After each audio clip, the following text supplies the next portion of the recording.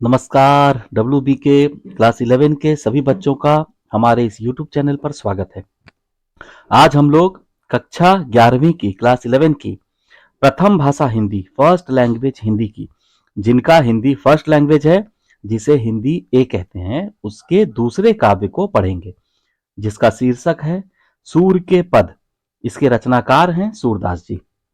इस काव्य में कुल 5 पद दिए गए हैं।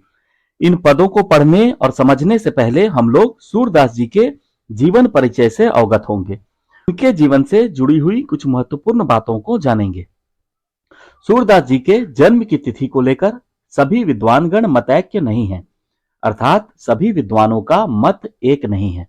फिर भी अधिकांश विद्वानगण इस बात पर सहमत हैं कि सूरदास जी का जन्म सन 1478 ईस्वी में हुआ था। इसे अगर हम संवत में, विक्रम संवत में देखें तो संवत 1535 होता है।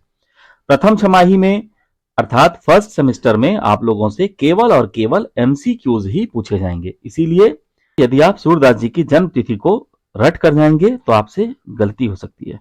आप इस बात को ठीक से समझ लें कि विक्रमी संवत जो होता है वह ईसवी सन से 57 वर्ष 57 ईयर्स बड़ा होता है। अर्थात आप ईसवी सन में 57 का योग करेंगे तो विक्रमी संवत बन जाएगा। 1478 में जब हम 57 का योग करते हैं तो 1535 होता है। ठीक इसी प्रकार आप संवत से 57 को घटा देंगे तो ईसवी सन बन जाएगा। आशा है आप इस बात को समझ गए होंगे। अब प्रश्न पत्र में आप ध्यान रखिएगा कि विकल्प जो दिए गए हैं, जो ऑप्शंस दिए गए हैं, वह सन ईसवी में दी गई है या संवत में। इसी प्रकार बच्चों, सूरदास जी की मृत्यु की जो तिथि है वह सन 1583 ईस्वी है, और संवत में अगर हम देखें तो आप 1583 में 57 का योग करेंगे तो वह संवत 1640 होगा। यदि आप अपने पाठ्य पुस्तक को देखेंगे तो वहां सूरदास जी की जो संक्षेप में जीवनी दी गई है, जो जीवन परिचय दिया गया है, वहां सूरदास जी की मृत्यु की तिथि 1642 विक्रमी संवत और 1580 ईस्वी लिखा गया है। अगर आप गौर करेंगे तो 1642 और 1580 में कुल 62 वर्षों का अंतर है, 62 ईयर्स का डिफरेंस है, जबकि यह अंतर 57 वर्षों का होता है। अर्थात यह जो तिथि दी गई है यह भूल है, यह भूलवश पुस्तक में छप गई है, आप इसे ठीक कर लें। बच्चों, अगर जीवन परिचय, किसी भी कवि या किसी रचनाकार का जीवन परिचय बताते समय अगर मैं जो कुछ आपके पुस्तक में लिखा गया है उसे रीड करता चला जाऊं, पढ़ता चला जाऊं, तो आपके साथ बेईमानी होगी। मेरा काम है आपको पाठ को समझाना भी है, और साथ में अगर भूलवश कहीं कुछ गलत छप गया है तो उस भूल से आपको अवगत कराना भी है और उस भूल का सुधार करवाना भी है, न कि रीडिंग लगाते चला जाना है। तो आप यहां पर इस तिथि को ठीक कर लेंगे। सूरदास जी की मृत्यु की तिथि को 1583 ईस्वी और विक्रमी संवत में 1640 कर लेंगे। बच्चों, इसी तरह सूरदास जी के जन्म स्थान को लेकर भी अलग अलग मान्यताएं हैं। कुछ विद्वान मानते हैं कि मथुरा आगरा मार्ग पर स्थित रणकता नामक गांव में उनका जन्म हुआ था, तो कुछ अन्य विद्वानों का मानना है कि सिही नामक गांव में उनका जन्म हुआ था। सूरदास जी का जन्म एक गरीब सारस्वत ब्राह्मण परिवार में हुआ था। उनके पिता का नाम था रामदास, माता का नाम कहीं कहीं पुस्तकों में जमुना दास लिखा मिलता है। उनके गुरु का नाम वल्लभाचार्य था, अर्थात वे वल्लभाचार्य जी के शिष्य थे। बच्चों, सूरदास जी भक्ति काल के, सगुण भक्ति धारा के, कृष्ण भक्ति शाखा के कवि थे। आप लोगों ने अभी तक हिंदी साहित्य का इतिहास नहीं पढ़ा है, इसीलिए आपको ध्यान से इन बातों को समझना है। आपको गौर करना है कि अगर आपसे प्रश्न पूछा जाता है सूरदास जी किस काल के कवि थे, इसका उत्तर आप ध्यान से समझ लीजिए। मैं आपके एग्जाम को, आपके परीक्षा को ध्यान में रखकर ही समझा रहा हूं। चूंकि आपका एमसीक्यू ही आएगा, तो अगर आप ऑप्शन में देखते हैं भक्ति काल लिखा है तो आप उसे टिक कर देंगे, और अगर सगुण भक्ति धारा रहता है ऑप्शन में तो यह भी सही ऑप्शन है, और यदि ऑप्शन में भक्ति काल और सगुण भक्ति धारा न देकर कृष्ण भक्ति शाखा लिखा मिलता है तो यह भी उत्तर सही होगा। साथ में हिंदी साहित्य के स्वर्ण काल भी अगर कहा जाए तो सूरदास जी हिंदी साहित्य के स्वर्ण काल के कवि थे, यह कहना भी गलत नहीं होगा। आप इस बात को रट भी सकते हैं, चारों प्रकार के उत्तर को, और अगर आप चाहें तो इसे संक्षेप में मैं समझा देता हूं। अगर आपको समझना हो तो अच्छी बात है, और अगर नहीं समझना है तो आप इस वीडियो को थोड़ा सा फॉरवर्ड कर सकते हैं। बच्चों, भक्ति काल को हिंदी साहित्य का स्वर्ण काल कहा जाता है, तो सूरदास जी हिंदी साहित्य के स्वर्ण काल के कवि हुए। भक्ति काल को दो भागों में विभाजित किया गया है, सगुण भक्ति और निर्गुण भक्ति। तो सूरदास जी सगुण भक्ति धारा से संबंध रखते हैं, और अगर सगुण भक्ति धारा को देखा जाए तो वह भी दो भागों में विभाजित होती है, राम भक्ति शाखा और कृष्ण भक्ति शाखा। तो सूरदास जी कृष्ण भक्ति शाखा के कवि हैं। इस प्रकार सूरदास जी भक्ति काल के सगुण भक्ति धारा के कृष्ण भक्ति शाखा के कवि हैं। तो आशा है आप इस बात को समझ गए होंगे। सूरदास जी वात्सल्य रस और श्रृंगार रस दोनों के ही श्रेष्ठ कवि माने जाते हैं। उन्हें वात्सल्य सम्राट कहा जाता है।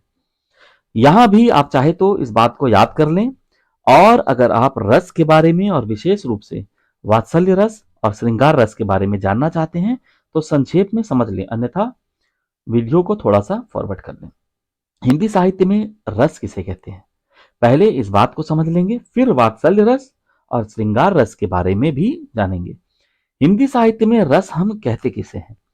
जब हम साहित्य को पढ़ते हैं, किसी कहानी, कविता या किसी भी रचना को पढ़ते हैं, और पढ़ने से जो भावनात्मक अनुभूति हमें मिलती है, अर्थात हमारे अंदर जो फीलिंग्स आती है, हम जैसा फील कर पाते हैं। एकदम से हिंदी समझने में दिक्कत हो तो थोड़ी सी इंग्लिश मिलाकर समझ लें। तो साहित्य को पढ़ने से जो भावनात्मक अनुभूति हमें मिलती है, हम जो फील करते हैं, जो अनुभव करते हैं, उसे ही हम रस कहते हैं। जैसे आप एक उदाहरण से समझिए, अगर हम कोई कविता का पाठ कर रहे हैं, चमक उठी सन 57 में वह तलवार पुरानी थी, बुंदेले हर बोलों के मुंह हमने सुनी कहानी थी, खूब लड़ी मर्दानी वह तो झांसी वाली रानी थी। यह जो ओजपूर्ण कविता है, जोश से भरा हुआ, इसे पढ़ने पर जोश आता है, तो इसमें वीर रस है। इसी प्रकार अगर हम कोई हास्य की कविताओं या कहानियों को पढ़ते हैं या चुटकुलों को पढ़ते हैं, तो पढ़कर हास्य उत्पन्न होता है, हंसी आती है, तो उसमें हास्य रस है। बच्चों, इसी प्रकार वात्सल्य रस और श्रृंगार रस भी हिंदी साहित्य के दो रस हैं। जहां छोटे बच्चों के प्रति बड़ों के प्रेम का वर्णन हो, जहां छोटे बच्चों के प्रति बड़ों के प्रेम का वर्णन मिलता है, वहां वात्सल्य रस होता है।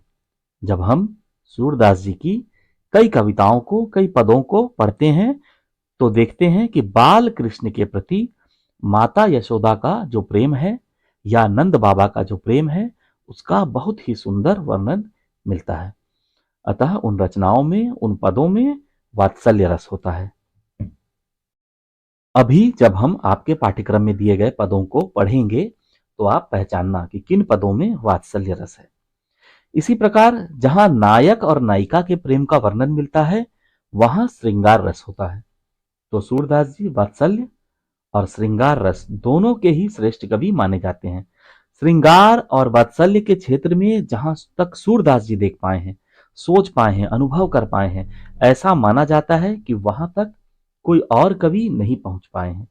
ऐसा माना जाता है मानो इन दोनों क्षेत्रों में, वात्सल्य और श्रृंगार रस दोनों के क्षेत्रों में, उन्होंने औरों के लिए कुछ छोड़ा ही ना हो। सूरदास जी ने वात्सल्य का जैसा सुंदर चित्रण अपनी बंद आंखों से किया है, वैसा विश्व साहित्य में दुर्लभ है। इसी विशेषता के कारण ही तो सूरदास जी को वात्सल्य सम्राट कहा जाता है। बच्चों, यह भी मान्यता है कि सूरदास जी जन्मांध थे, अर्थात जन्म से अंधे थे, और जन्म से अंधे होने के बावजूद भी उन्होंने वात्सल्य का जैसा सुंदर चित्रण किया है, वैसा विश्व के साहित्य में दुर्लभ है। सूरदास जी के जो जन्मांध होने की बात है, उसकी सत्यता की पुष्टि नहीं की जा सकती। डॉक्टर श्याम सुंदर दास ने तो लिखा है कि सूर वास्तव में जन्मांध नहीं थे, क्योंकि श्रृंगार और रंग रूप आदि का जो वर्णन उन्होंने किया है, वैसा कोई जन्मांध नहीं कर सकता। अर्थात सूरदास जी ने श्रृंगार रस का, नायक नायिका के रंग रूप का जो वर्णन किया है, वैसा कोई जन्म से अंधा व्यक्ति तो कर ही नहीं सकता। इसी प्रकार डॉक्टर हजारी प्रसाद द्विवेदी जी ने भी लिखा है, सूर सागर के कुछ पदों में यह ध्वनि अवश्य निकलती है कि सूरदास अपने को जन्म का अंधा और कर्म का अभागा कहते हैं, पर सब समय इसके अक्षरों को ही प्रधान नहीं मानना चाहिए। हजारी प्रसाद द्विवेदी जी का कहने का अर्थ क्या है? उनके कहने का अर्थ यह है कि सूरदास जी की बातों को लिटरली नहीं लेनी चाहिए, अर्थात शाब्दिक अर्थ को नहीं पकड़ना चाहिए, शाब्दिक अर्थ को ही सत्य नहीं मान लेना चाहिए। उनके कहने का अर्थ, उनके कहने का आशय कुछ और भी हो सकता है। बच्चों, सूरदास जी के जब हम बाल वर्णन को पढ़ते हैं, बाल कृष्ण के मचलने का जो वर्णन है, ऐसा लगता है जैसे सूरदास जी एक माता के हृदय का कोना कोना झांक आए हैं। बाल कृष्ण के मचलने में और यशोदा के दुलार में विश्वव्यापी माता पुत्र के प्रेम की झांकी है। एक तरफ जहां सूरदास जी को वात्सल्य में सफलता मिली है, वहीं श्रृंगार रस के निरूपण में भी उन्हें उतनी ही सफलता मिली है। यही कारण है कि हम सूरदास जी को वात्सल्य और श्रृंगार रस दोनों के ही श्रेष्ठ कवि मानते हैं। उन्होंने श्रृंगार रस के संयोग और वियोग दोनों पक्षों का ही सुंदर वर्णन किया है। जब आप रस को, हिंदी साहित्य में जो रस है जिसे हम लोगों ने संक्षेप में समझा, बहुत ही संक्षेप में, उसको जब आप विस्तार से पढ़ेंगे, समझेंगे, जानेंगे, तो आप श्रृंगार रस के दो पक्षों के बारे में पढ़ेंगे। श्रृंगार रस के जो दो पक्ष होते हैं, संयोग और वियोग, सूरदास जी ने अपनी रचनाओं में, अपने पदों में दोनों पक्षों का ही सुंदर वर्णन किया है। सूरदास जी हिंदी साहित्य के आकाश के सूर्य प्रतीत होते हैं। वात्सल्य और श्रृंगार का जितना सुंदर दृश्य सूरदास जी के काव्य में देखने को मिलता है, वैसा अन्यत्र देखने को नहीं मिलता। अतः हिंदी साहित्य के कृष्ण भक्ति धारा के कवियों में अगर देखा जाए तो सूरदास जी शीर्ष स्थान के अधिकारी हैं। सूरदास जी की भक्ति हिंदी साहित्य के गगन में सूर्य और चंद्रमा के समान अनंत काल तक इस जगत को अपने ज्ञान और भक्ति के प्रकाश से प्रकाशित करते रहेंगे। अब सूरदास जी की जो प्रमुख रचनाएं हैं उनको जान लेते हैं।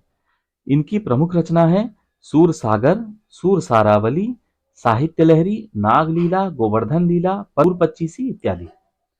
तो बच्चों, हम लोगों ने सूरदास जी के जीवन परिचय को जाना, उनके जीवन से संबंधित महत्वपूर्ण बातों को जाना। अब अगले वीडियो में हम लोग सूरदास जी के पदों को पढ़ेंगे।